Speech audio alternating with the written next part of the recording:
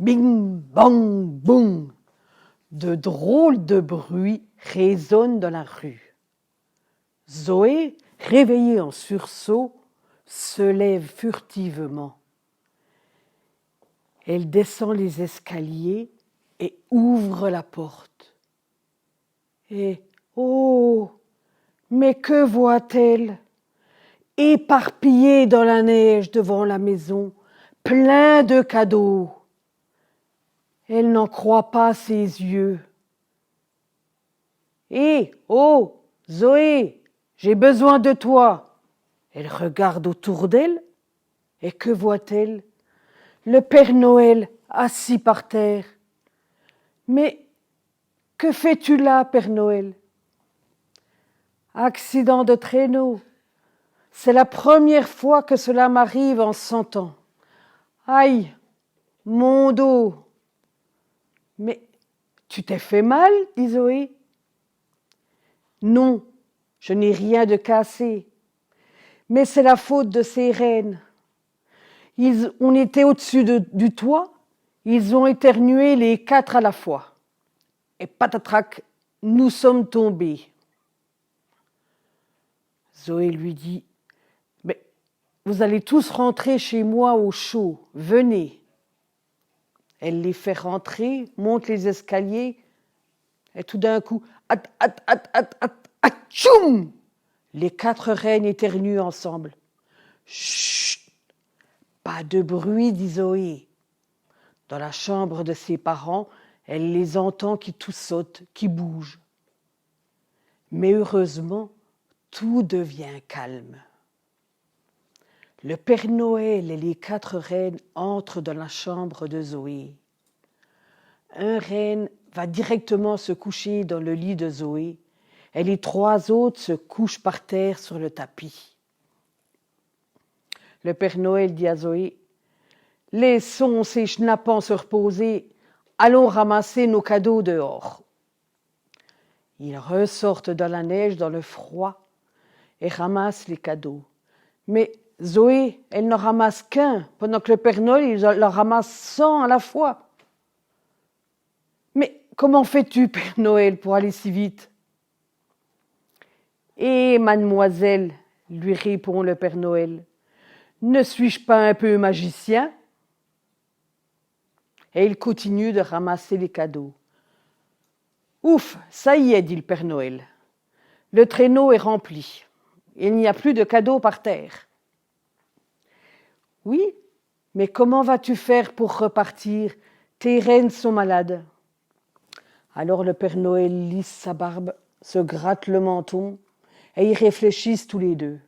« Oh, j'ai une idée, dit Zoé. » Et elle monte dans le traîneau, elle prend un hippopotame en peluche, elle va le mettre devant le traîneau, et elle dit au Père Noël, « À toi de jouer maintenant. » Mais, comment veux... Mais, n'es-tu pas un peu magicien, lui répond Zoé. Le Père Noël s'approche de l'hippopotame. « Hippo, hippo, hippo, par la nuit de Noël, deviens beau. Hippo, hippo, par la nuit de Noël, deviens grand et fort. » Et l'hippopotame gonfle, gonfle, gonfle. Ses oreilles commencent à frétiller un petit peu. Eh bien, voilà, ça y est, c'est bon, je peux partir. À côté de la maison de Zoé habite Léa, sa petite copine. Ah, voyons, le Père Noël dit, voyons, quel cadeau j'ai pour Léa. Ah, il sort un joli cadeau tout rouge. Zoé lui dit, mais qu'est-ce qu'il y a dans le cadeau? Oh, des habits de poupée que j'ai fabriqués moi-même. Et il commence à s'envoler. Hé, Père Noël, et moi, je voudrais bien aller avec toi, mais je ne sais pas voler.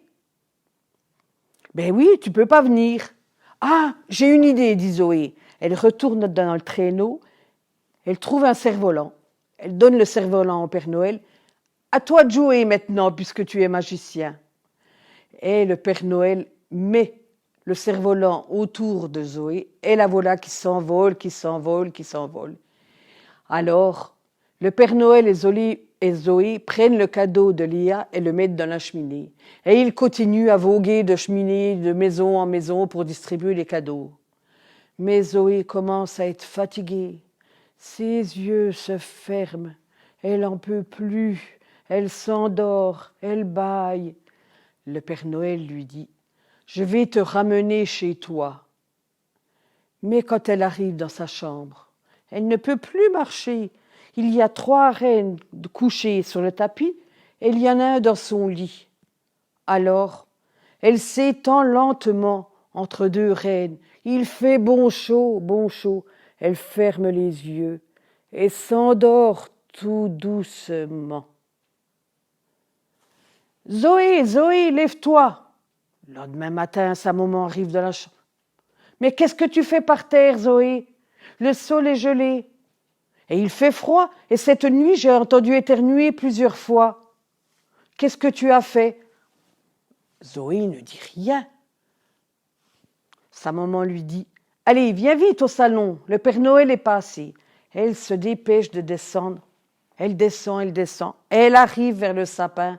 Et que voit-elle au pied du sapin? Un bel hippopotame et un grand cerf-volant.